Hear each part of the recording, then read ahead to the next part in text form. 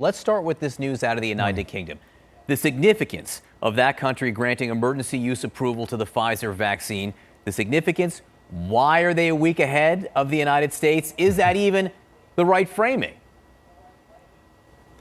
Well, yeah, I think that's going to be something that a lot of people ask about. So I think it's a very fair question. I mean, the data from Pfizer was received by this regulatory authority, MHRA, just a couple days after the FDA received their data. So it's really a question of how quickly do you analyze this data. And we know, this regulatory authority in Britain typically does tend to move pretty quickly, quicker than the United States. Things often do get approved in Europe, and specifically the UK, faster than they do in the United States. And that's always a subject of some debate. How much do you rely on the company's own data? How much of your own analysis do you do? Do you start from scratch and verify all the methods, look at all the raw data yourself? I'm not sure. I was talking to some folks earlier this morning about exactly what the process was in the UK. But, look, it's a good process. I think it's really good that there were no big red flags that jumped out. Keep in mind,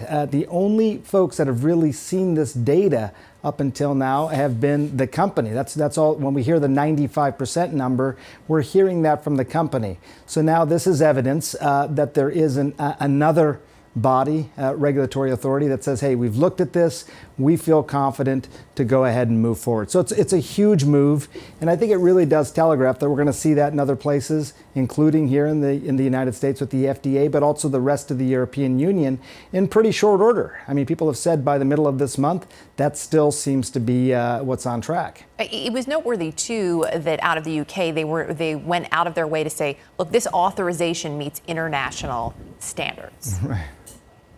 Yeah, I mean, because that is the question. And already there's, as I was on a little bit of a call this morning with a few different folks, that is already a little bit of a subject of debate. What were any corners cut? And again, I'm not suggesting that, and I don't think anyone is suggesting that, but this did move quickly. And again, is there an increased reliance on the company's data? How much did you start from scratch? But I don't think anyone, certainly that I was talking to this morning, suggests that it did not meet international standards. Just move fast. And it's probably going to be, again, a signal of what we see here in the United States. So overall, I think what we're seeing in the UK is good news now for the rest of the world, because it's likely that those types of approvals are going to start happening all over the place.